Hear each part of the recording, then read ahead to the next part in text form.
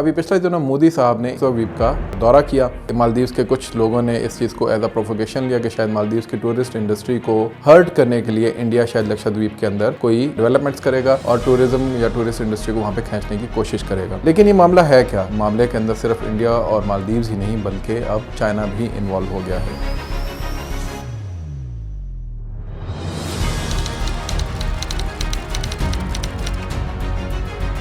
India और मालदीव्स के दरमियान आजकल एक चपकलिश चल रही है। ये चपकलिश इतनी बढ़ चुकी है कि इस वक्त पूरे इंडिया के अंदर अगर कोई बहुत बड़े बड़े मामलात देखने को मिल रहे हैं जिन पर डिस्कशन हो रही हो, तो उसमें इंडिया और मालदीव्स का जो कॉन्फ्लिक्ट है, जो रिफ्ट है, जो इस वक्त बहस है, वो ज़ुबान ज़दे आम है। ये इतना बड़ा मामला बन चुका है कि इस वक्त ये चीज़, इस मामले के अंदर सिर्फ इंडिया और मालदीव्स ही नहीं बल्कि अब चाइना भी इन्वॉल्व हो गया है। दुनिया के अंदर इसके ऊपर गुफ्तगू हो रही है।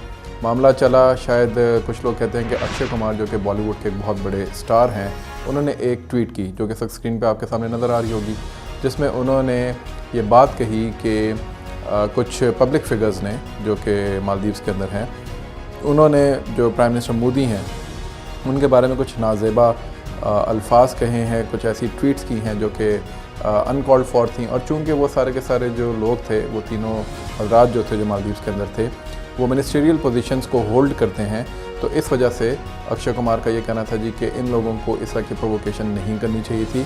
और फिर उसके बाद उन्होंने एक आखिर में बड़ी इंटरेस्टिंग लाइन लिखी कि अब हमें ना सिर्फ ये कि अपने जो आइलैंड्स हैं, जो हमारे अपने जजीरे हैं, टूरिज़म के लिए उनको एक्सप्लोर करना चाहिए और हम अपनी जो चीज़ है उसको प्रमोट करें। और ना सिर्फ ये कि उन्होंने ये बात कही बल्कि उन्होंने इसमें डिग्निटी फर्स्ट का भी आंसर दिया और दूसरा उन्होंने एक बायकॉट मालदीव्स के नाम से एक हैशटैग जो है उसको भी प्रमोट किया।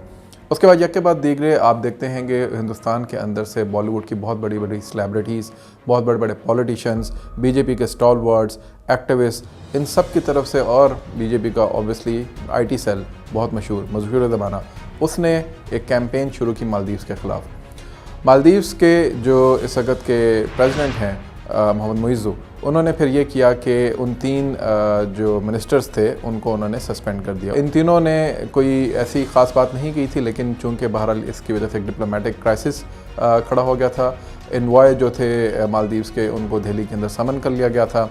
मालदीव्स के जो एफएम थे उन्होंने इसके ऊपर एक क्लैरिफिकेशन स्टेटमेंट दे दी थी। तो जाहिर है इसको किसी न किसी तरीके से डी एस्केलेट करना बनता था।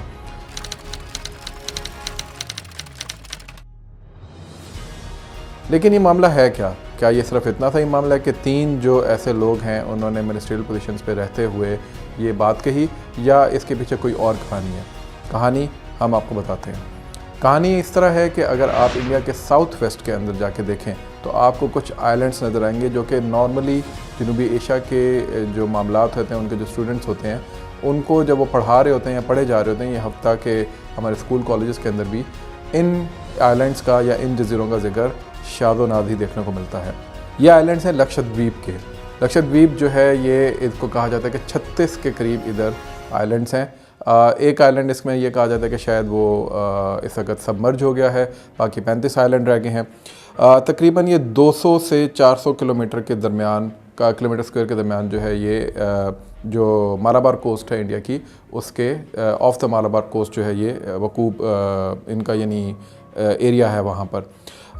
इसका जो टोटल सरफेस एरिया है इन आइलैंड्स का वो 32 किलोमीटर स्क्वायर का है। इसी तरह इसका जो लगून एरिया है, लगून एरिया वो वाला होता है जो कि बाकायदा जिसके अंदर आप लगून्स देखते हैं जो कि समुंदर अंदर की तरफ गया होता है किसी मेन लैंड, सरफेस लैंड की तरफ, और बड़ा खूबसूरत होता है टूरिज़म वगैरह के लिए। तो वो लगून एरिया जो है वो तकरीबन 4200 किलोमीटर के करीब इनका बनता है।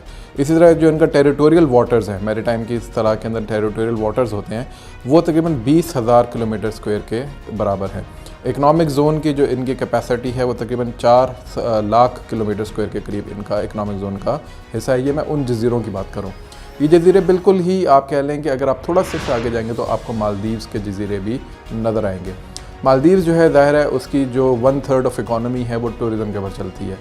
तो अभी पिछले दिनों मोदी साहब ने इन जजीरों का यानी लक्षद्वीप का दौरा किया।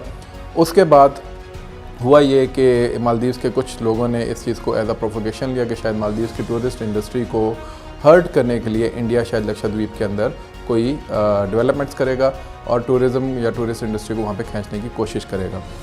अच्छा, यहाँ तक की बात होती है, यहाँ तक कहानी होती है, तो शायद हम इसको समझते हैं कि ये शायद एक इकोनॉमिक इंटरेस्ट को शायद हिट हो रहा है, तो इस वजह से कोई टू एंड फ्रो जो है वो रिएक्शन चल रहे हैं, लेकिन कहानी इससे भी आगे की है।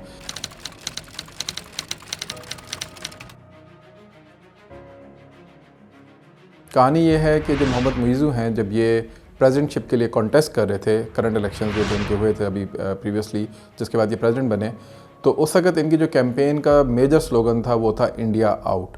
इंडिया आउट क्यों था? क्योंकि इंडियंस ने वहाँ पे इन्वेस्ट करके ना सिर्फ ये कि जो पिछली गवर्नमेंट जो कि बहुत प्रो इंडियन थी उसको बहुत ज़्यादा स्टेक्स इंडिया के वहाँ पे लगा दिए थे, बल्कि उनको इस हद तक अथॉरिटी दे दी थी कि कोई भी एंटी इंडिया से मुराद ये है कि कोई भी ऐसा मामला जो कि इंडिया के इंटरेस्ट को हर्ट कर सकता हो, वो मालदीव्स की गवर्नमेंट जो है वो उस पर आमादा नहीं होती थी कोई काम करने को। सो मच सो कि चाइना उसको उन्होंने वहाँ से आउट करना शुरू कर दिया था।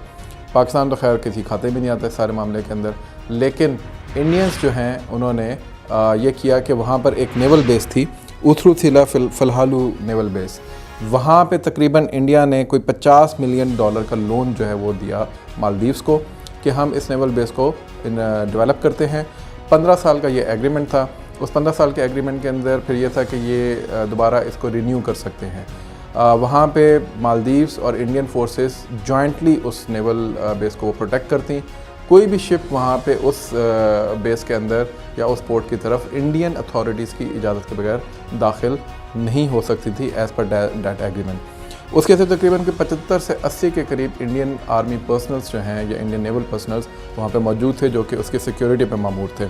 सो it was kind of a military strategic base which India establish as an outpost in Maldives. और इसकी वजह से ज़ाहिर है चाइना को एक बहुत बड़ी ज़िक पहुंच सकती थी। इसके अंदर क्वाड का जो मामला है, अगर उसको सामने रखा जाए तो उनके लिए एक आउटपोस्ट के तौर पे काम दे सकता था। तो अगर आप इसको ग्रेटर स्ट्रेटेजिक विजन के साथ, लेंस के साथ देखें तो आपको समझ में आती है कि ये कितना बड़ा स्ट्रेटेजिक मूव था इंडिया का, जो कि मोहम्मद मुइज़ू ने आते ही रोल बैक कर दिया। ये है वो असल कहानी। और इसके रोल बैक होने के से क्या हुआ कि इंडियन पर्सनल जो कि 75 वहाँ पे मौजूद थे, जो नेवल पर्सनल या आर्म फोर्सेस के पर्सनल थे, उनको उन्होंने वहाँ से निकाला और वापस इंडिया भेज दिया। इस वक्त उस नेवल बेस के ऊपर हॉल्ट है काम, और काम नहीं हो रहा। So this shows a significant tilt towards other options by the current government of Maldives. और उसकी वजह से इंडिया के अंदर इस वक्त एक ठीक ठाक मामला पाया जाता है कि इस मामले को, इस इशू को उठाया जाए और मालदीव्स को किसी तरीके से मज़ा चखाया जाए। और उसके वजह से फिर आप देखते हैं कि मोदी जो हैं वो दौरा करते हैं लक्षद्वीप के आइलैंड्स का। उस लक्षद्वीप के आइलैंड के बाद अचानक एक रिएक्शन आता है मालदीव्स के अंदर से, और उस रिएक्शन को बुनियाद बना के बॉलीवुड के जो स्टार्स हैं जैसे अक्षय कुमार, वो एक कैंपेन लॉन्च करते हैं जिसके ज़रिए मालदीव्स को ना सिर्फ डिमोनाइज़ किया जाता है, डिग्रेड किया जाता है, बल्कि पूरी दुनिया के अंदर ये बताने की कोशिश की जाती है कि मालदीव्स की टूरिस्ट इंडस्ट्री को हर्ट करना इस वक्त इंडियन नेशनल इंटरेस्ट का हिस्सा बन चुका है, इस वक्त इंडियन नेशनल फॉरेन पॉलिसी का हिस्सा बन चुका है। सो ताकि मालदीव्स जो है वो चाइनीज़ इंटरेस्ट जो हैं, मालदीव्स जो है जो अपने उनके पर्सनल या नेशनल इंटरेस्ट जो हैं उनको वो कॉम्प्रोमाइज़ करे और इंडियन इंटरेस्ट को सामने रख के उनके सामने घुटने टेकने पे मजबूर हो जाए। बट आई होप कि मालदीव्स जो है वो इसको सर्वाइव कर जाएगा। आई होप कि वो अपने नेशनल इंटरेस्ट को मुकद्दम रखेंगे। आई होप कि वो इंडिया के साथ, ज़ाहिर है बिगाड़ उस तरह की तो पैदा नहीं करेंगे कि एस्केलेशन बहुत ऊपर की तरफ चले जाए, लेकिन एक डिग्निफाइड तरीके से, जैसे अक्षय कुमार ने कहा डिग्निटी फर्स्ट, तो मालदीव्स भी शायद यही सोच रहा होगा कि एक डिग्निफाइड तरीके से, डिग्निटी को पहले रखते हुए वो अब तमाम उन अनासर और स्टेक होल्डर्स के साथ अपना बिज़नेस करेंगे जिनके साथ उनको फ़वाद हर तरह के हासिल हो सकते हैं, जिसमें चाइना ज़ाहिर है इस रीजन के अंदर सर फहरिस्त है। तो देखते हैं ये मामला आगे किस तरफ जाता है, ऊँट किस कब्र बैठता है। लेकिन एक इंटरेस्टिंग कॉन्फ्लिक्ट है और अनफॉर्चुनेटली पाकिस्तान के अंदर इसके ऊपर कुछ ख़ास बात नहीं हुई थी, तो मैंने सोचा कि मैं आपके सामने ये आज एक कहानी रखूँ जो कि इस रीजन के इस वक्त एक बहुत ख़ास स्टोरी बनी हुई है। आज के लिए इतना ही। बहुत जल्द इंशाल्लाह मिलते हैं एक नई वीडियो के साथ। अपना फीडबैक ज़रूर दीजिएगा, सब्सक्राइब कीजिएगा। अल्लाह हाफ़िज़।